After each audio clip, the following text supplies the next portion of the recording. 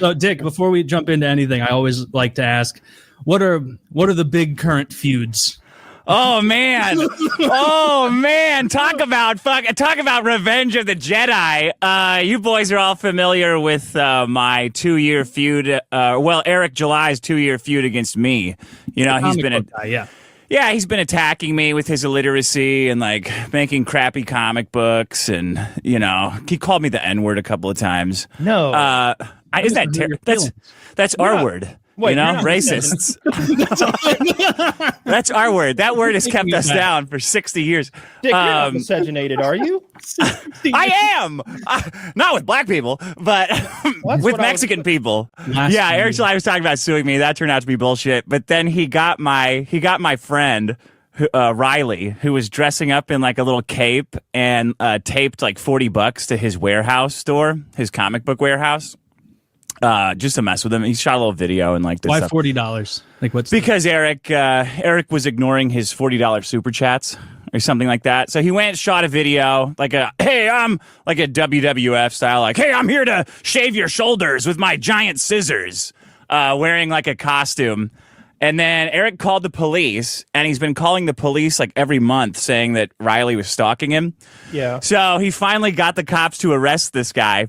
And the police offered him a plea, like that guy, Eric. So Eric July told the police that he's deathly afraid of that gentleman right there, and that he's like significantly shorter than the girl. Yeah, the guy who's he's about 5'3".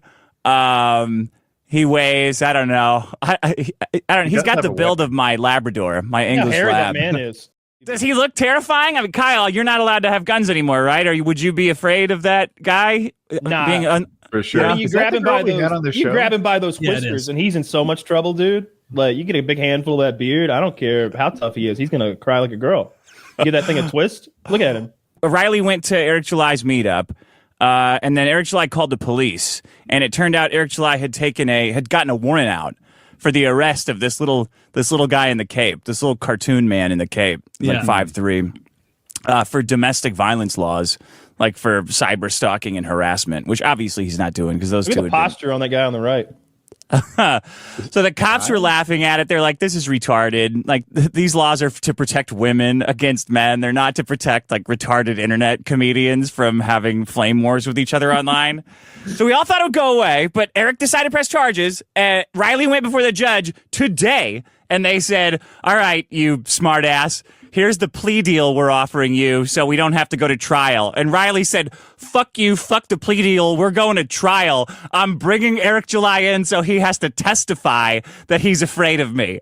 That's where that was today, which there's no way Eric July saw coming, because he's been up in his ivory tower pretending to be black, selling shitty comic books for the last year, thinking that he'd won, thinking that he'd frightened us into stop making fun of him. But he was wrong. We're still doing it, Eric. We're still making fun of you, and now you're going to have to testify in court that you're afraid of Riley, the 5'2" fat ass Riley. You're going to have to tell the record, the official record, your permanent record, that you're afraid, or else you're going to jail. You're going to jail. We're sending you to Gitmo.